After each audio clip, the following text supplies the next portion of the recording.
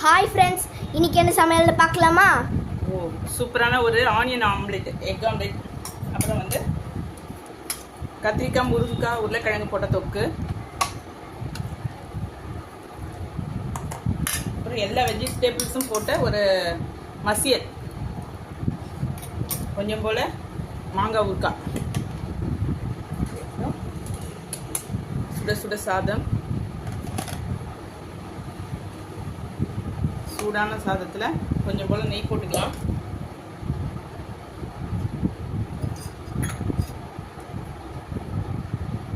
சூப்பரான சிறுபருப்பு மணத்தக்காளி கீரை போட்ட ஒரு கரைசல் சூப்பராக இருக்குங்க. இது செம்ம டேஸ்டாக இருக்கும்.